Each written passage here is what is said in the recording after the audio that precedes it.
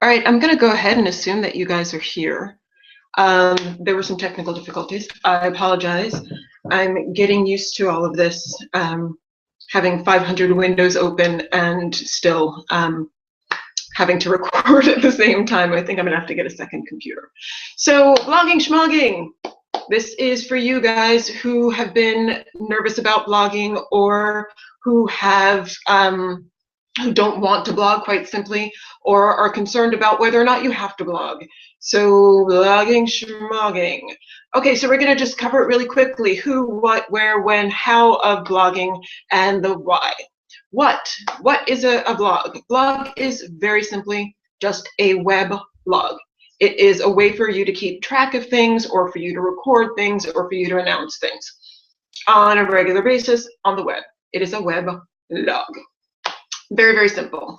You just have to get everything under one umbrella and you have yourself a blog. You want to keep it under, the same umbrella as everything else that you do. That's consistent with your brand name and consistent with your brand identity.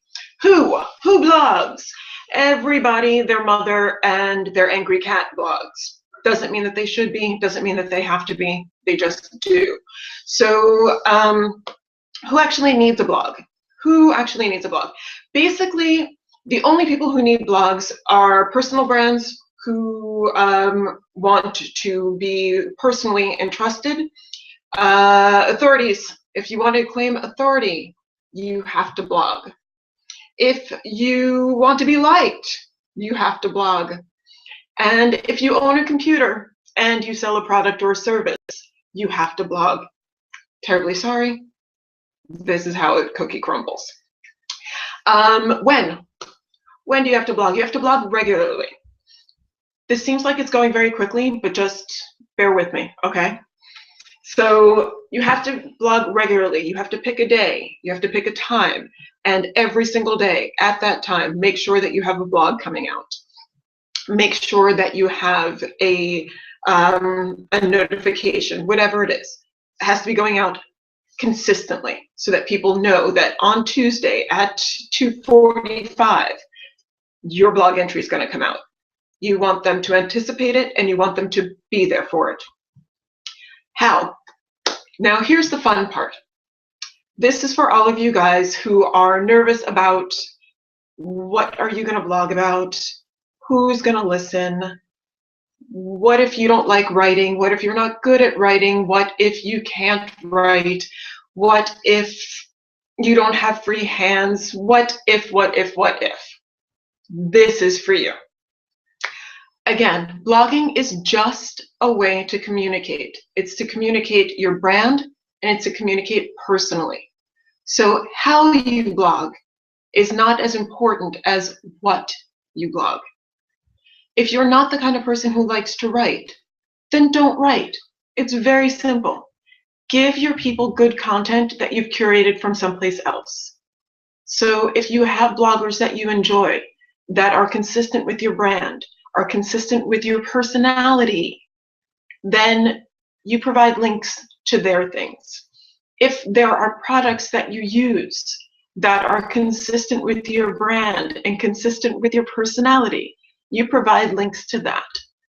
If there are pictures that you like, if there are songs that you like, if there are recipes that you like, you put these together into a newsletter type thing. And I just did air quotes. I just caught myself doing air quotes. And you've got yourself a blog. If every Tuesday at 2:47 you come out with a list of links that you love, you are blogging. It does not have to be a diary. It does not have to be an entire page article. It does not have to be a coherent paragraph. It has to be something that tells people that you are there, that you know that they're there, that this is consistent with your brand, and it backs up your authority, it backs up your identity, and it backs up your willingness to engage. Because that's ultimately what a blog is. It is a way of engaging with your audience. So if you are a writer, always write from the first person. always write about things that you already know about. Don't guesstimate, don't hypothesize, unless that's something that is going to serve you. But otherwise, stick to things that you know, stick to things that you like, and stick to people that you know and you like and you trust. Because that ultimately is going to be your foundation. You want people to trust you. If they don't trust you, they don't trust your product. Period. If you pretend you know something that you don't know and they find out that you're wrong, you've blown it. If you post something up there and it turns out that the information that you received is wrong, you have to be on it immediately or you've blown it.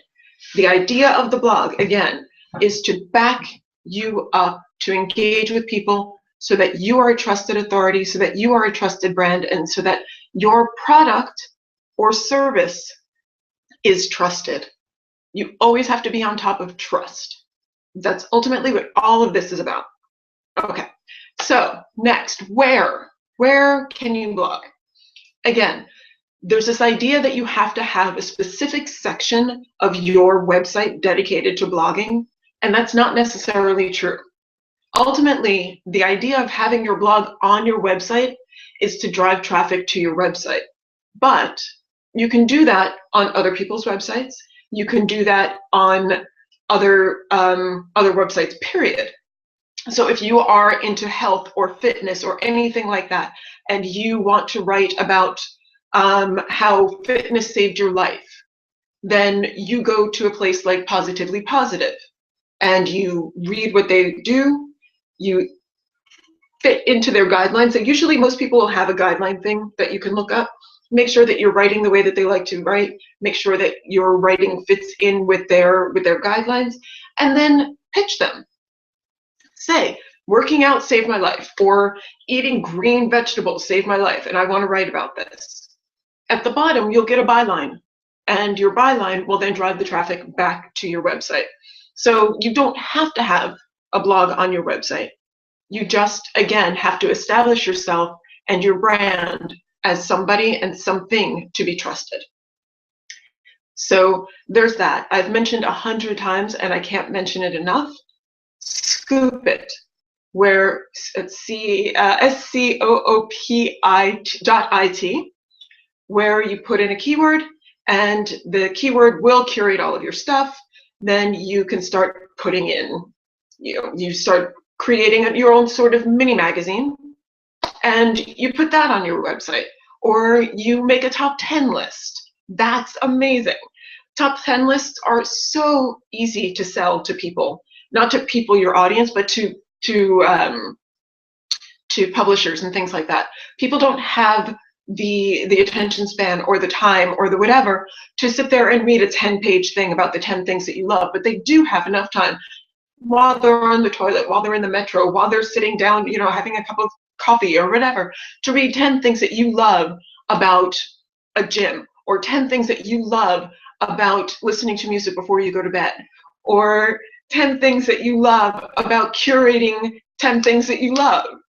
This stuff is ultimately what's going to establish your brand. This is blogging. It's still blogging. You don't have to blog on your own website to be blogging. So we've covered the what. It's a web blog under one umbrella, consistent with your brand, consistent with what you sell, consistent with who you are. Who blogs? Everybody blogs. Doesn't mean that they should, doesn't mean that they have to. You don't have to. You don't have to be a writer. You do have to establish yourself as some sort of personality. A website with no personality behind it gets no business. You have to think about the web, and again, I can't stress this enough. Doing business on the web is like doing business before the web. If you are the trusted butcher, or the trusted greengrocer, or the trusted barber in a small town, then anybody who moves into that town is going to ask people who have lived in that town for a long time, who do you go to for these things? You want it to be you.